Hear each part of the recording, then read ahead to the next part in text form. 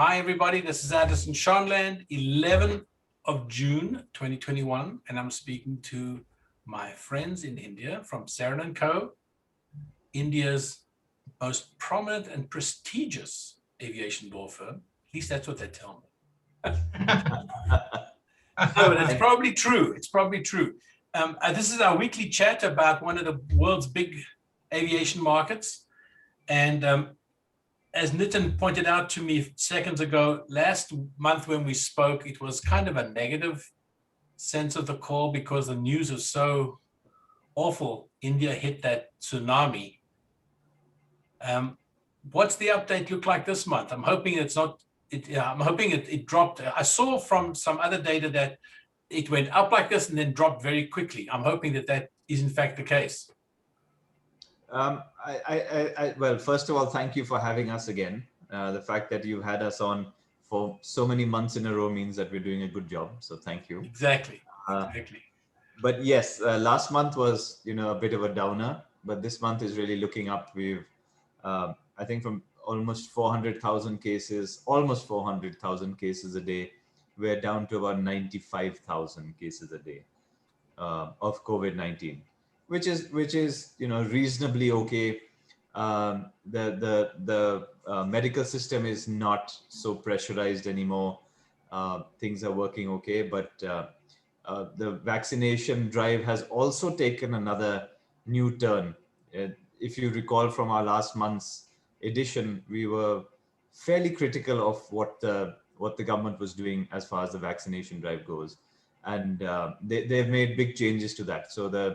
So we have a federal setup. The center has taken control of all vaccination now, and will procure the vaccine and will distribute it amongst the states. So it makes sense that that's how the reach is really going to get far and wide.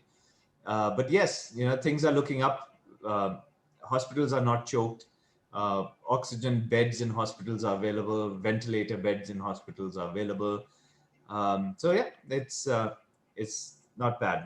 Now the focus is really on society and seeing how quickly or how slowly we forget the month of May, 2021. It's interesting, Nitin, when you look around the world, how few governments have managed this crisis well. I think probably the standout here is probably Vietnam. One case, it was the foreign pilot who they saved. One case that they reported. And then the quickest nation to vaccinate has been the Israelis. Yes.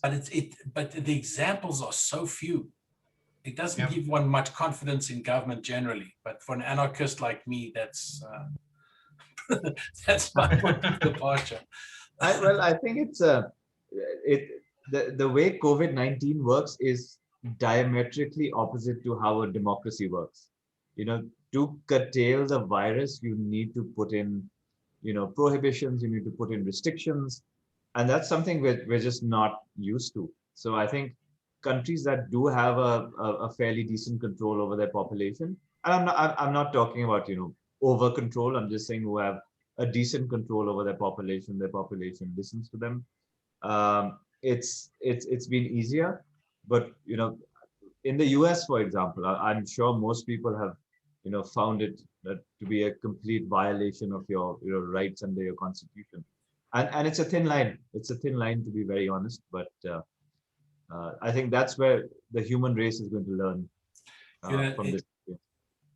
It's interesting you talk about your rights. In America, we are very focused on that issue, but there are two legs that stands on. Yes, you have rights, but you also have responsibilities.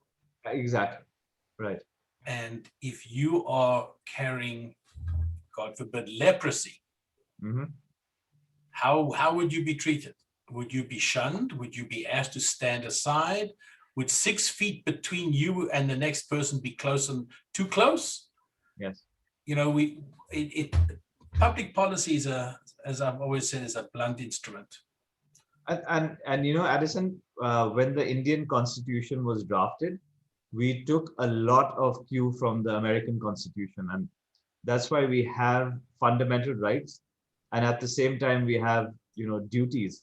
So the only difference is your constitution is very short and not all that complex, and it's been interpreted on the basics of how it's been. We have a very complex document, and we've incorporated that part from your constitution, that you have all these rights, but you also have all these duties on the side. And again, I mean, it's just hearsay, but that is just, I thought it's something that Right. would interest you to know. It is interesting, but of course I'm speaking to a lawyer, so by definition I need to be wary. Well, the term hearsay was wrong then, because that it is a fact, but whether it's actually complied with or not, that's a different thing. Well, it's good to hear that there's been a change in a radical and rapid change in the situation there. 75% drop in daily illness is Correct. New cases is a very positive sign, and that's sort of, I think, more in keeping with the what we see in other places. Obviously, the core of our call is always to talk about aviation, and the COVID has obviously done terrible damage to commercial aviation around the world and to travel. And of course, the three of us, when we're not on this recording, talk about our travel and our desire to travel and where we want to go. And so let's move to travel or the Indian aviation market. Air India, is it still for sale? Is anybody buying? What's the news there? Well, it's definitely up for sale, and from what we hear from the media, that a couple of people have put in bids, and it is alleged that the Tata Group have put in a bid. And I mean, just for those who may not be aware and be watching this, the Tata Group already own a majority stake in two other airlines in India. One is the joint venture airline with Singapore Airlines, Vistara, where they own a 51% share. And they also own a majority share in AirAsia India, which they have just increased substantially to take it up to about 75%, I think, or around about that. So they already have two airlines, and they might be looking to add a third one. So it'll be interesting to see how, if at all, this will work out and where Air India fits into the picture. And just to add to that, Addison, sorry, one would say that it's a crazy businessman who's behind this, buying three partial stakes in different airlines, etc. But the Tatas have been such a front runner in India. I'm sure they have some sort of plan, and I'm very keen to see what that plan is. So, and hopefully they'll be extremely successful. I think our audience should also be reminded that it was the Tata family that started Air India. Absolutely. So it's a little bit of like coming home. Absolutely. That's true. Taking back what the government took away from them. Yeah, absolutely. Yeah, but simultaneously, I'd like to point out that their JV with Singapore Airlines in the last 7 years has lost $1 billion. And they continue to lose money every day that they operate. Are we talking about Vistara or Air India? Yeah, we're talking about Vistara. So $1 billion lost in 7 years of the airline having been around. AirAsia continues to lose money too. They have a majority stake there. That's relatively smaller, with a fleet of about 30 aircraft. So, and Air India has lost money for the foreseeable past. So all three airlines continue to lose money. They are vastly different when it comes to their work culture. AirAsia, well, is modeled around the parent airline, which is based in Malaysia. They might be exiting altogether, which is what might happen ultimately. So they are a low-cost airline. Vistara is a full-service airline. They are very Singapore-ish in the way they work.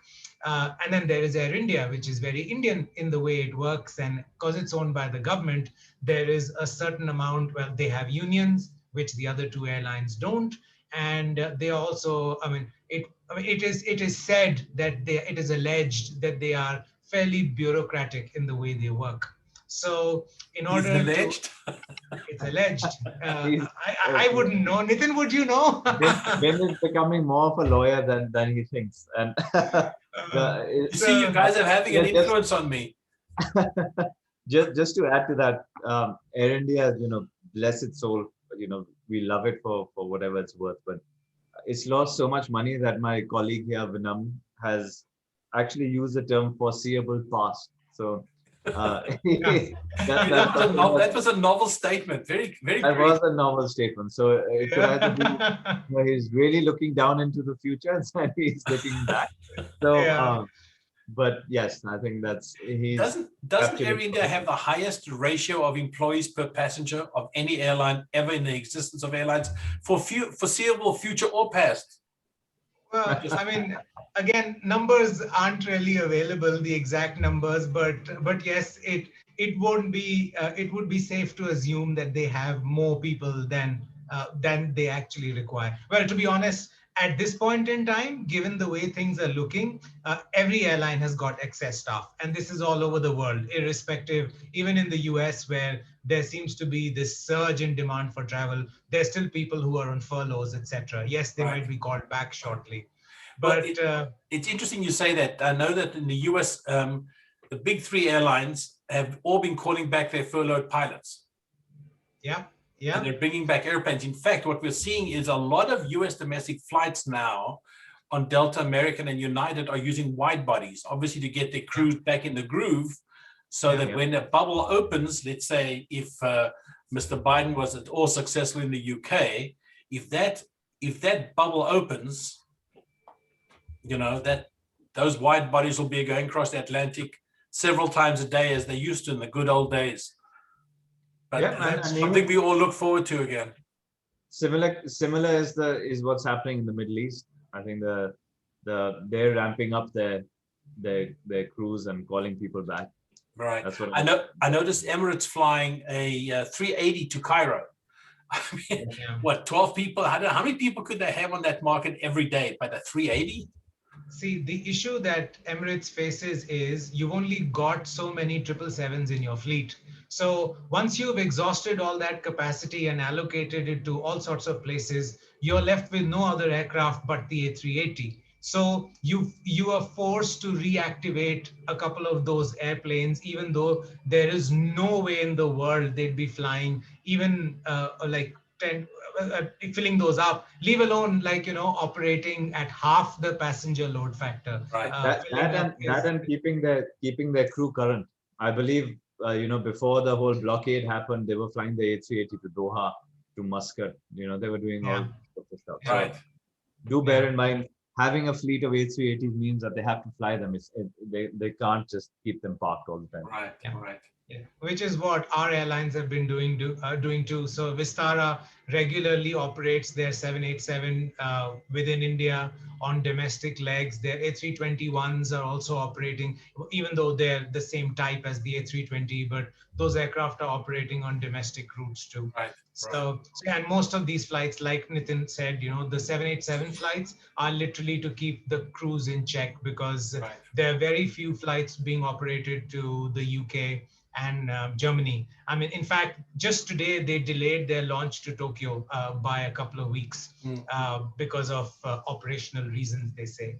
So going back to the Tata and Air India story, it'll be interesting to see how and in what shape and form, if at all, this goes through, and what comes out of it. Will the Singaporeans come on board? It's alleged that they're not, but then the Tata Group is known for not speaking to the media. So anything you hear about the Tata Group has not come from anybody at the Tata Group, because they don't talk to the media at all.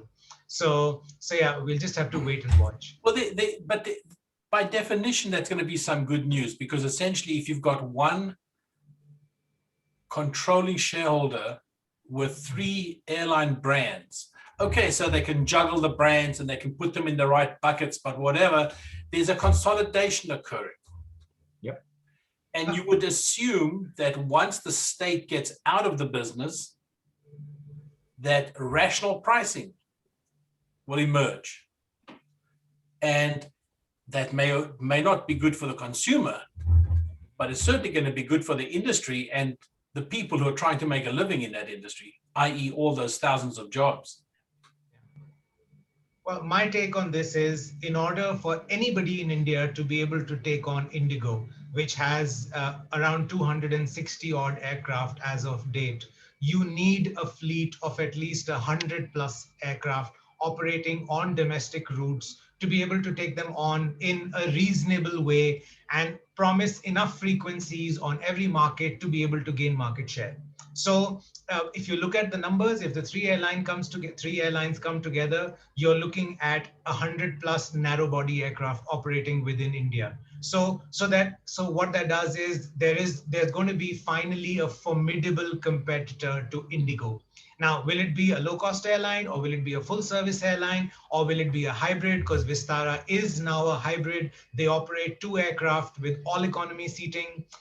So that is anyone's guess. So Right. That's what we'll have to wait to see how it unravels. Yeah, and I think that based on what we know about Tata as a corporation, they certainly have the brain horsepower to make sense of all this and to streamline the costs and make this thing work.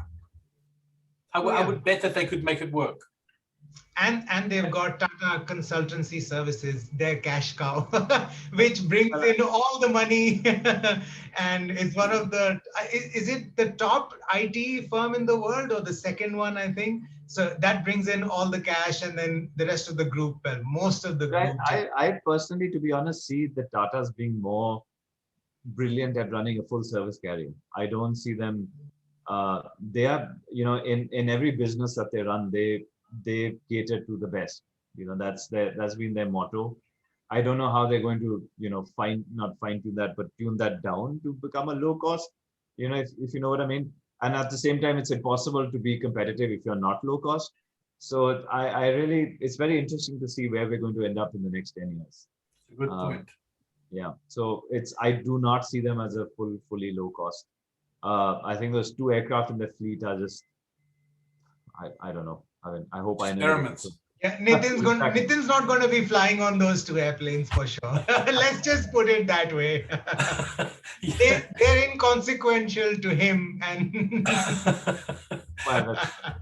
Nitin, did you know that if you walk? Nitin, do you know that if you walk into an airplane, you can turn right? Yes. Yeah, he rarely does that, so he wouldn't know. That's what happens when I board from L1. So when you board through the first door.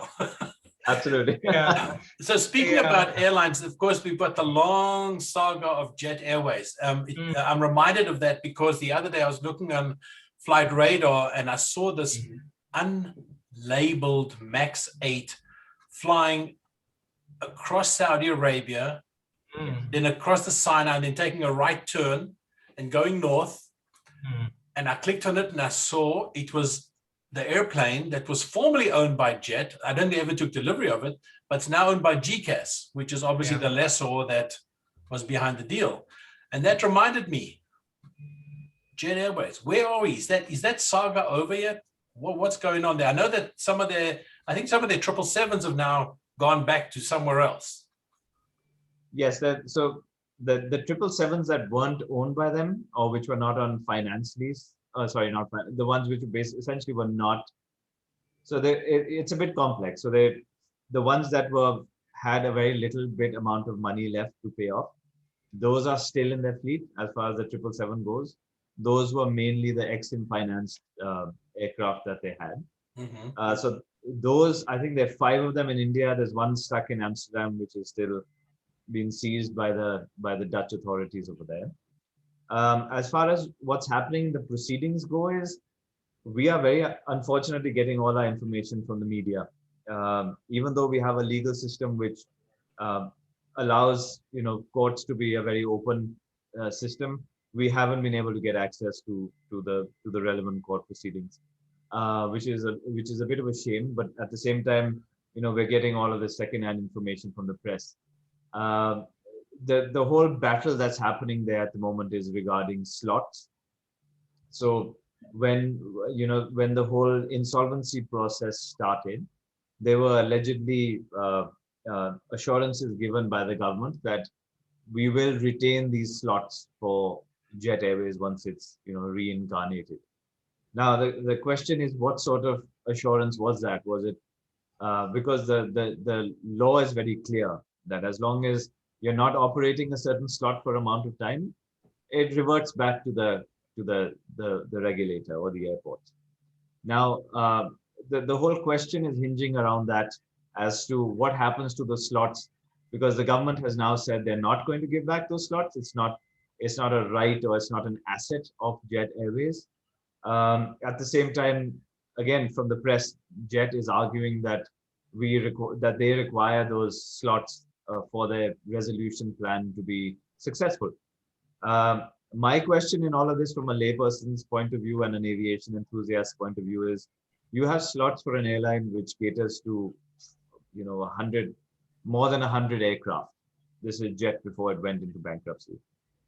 What does it make sense to give such an airline which is left with about 6 to 10 aircraft, to give them all these slots again? What happens? What happens when the season expires? They're anyways not going to get those slots back because they don't have the fleet to operate them. They're not going to operate them. Are they going to find more than 100 planes in less than a couple of months? They could, but it seems very unlikely.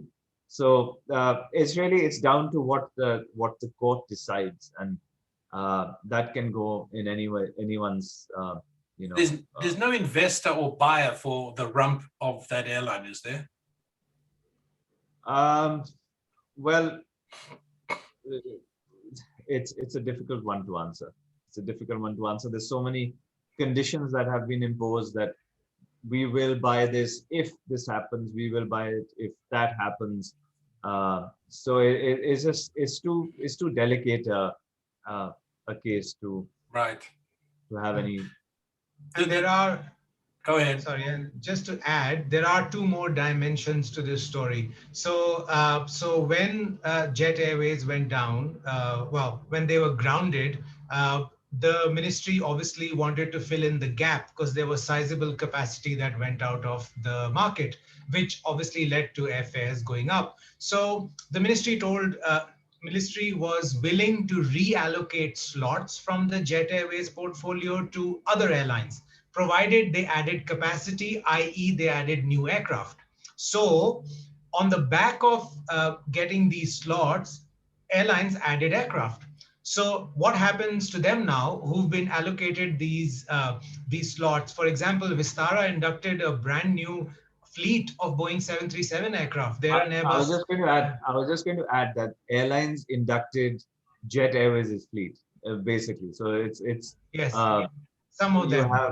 Yeah, exactly. So you've got random operators suddenly operating 737s, which I think worked really well for the government. I think it was an excellent move.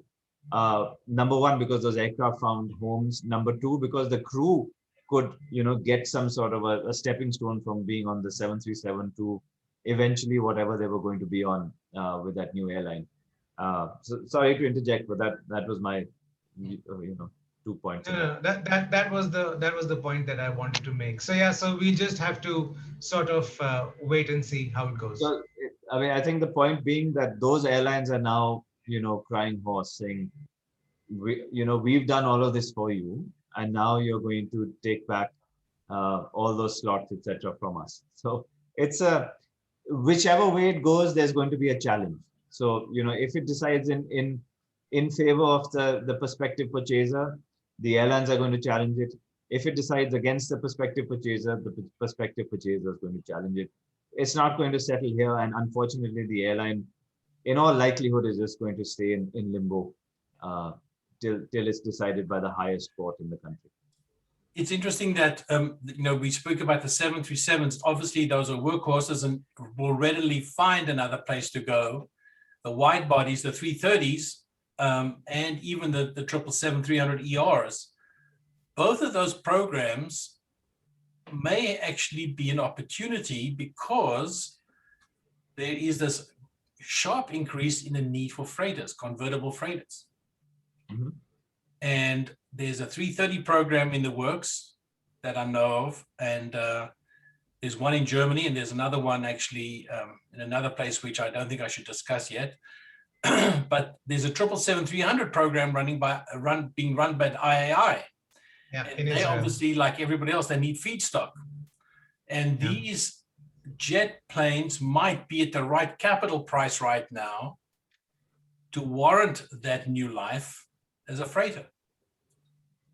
Absolutely, absolutely. And you see, that's the problem is we will get to that stage if this whole process fails.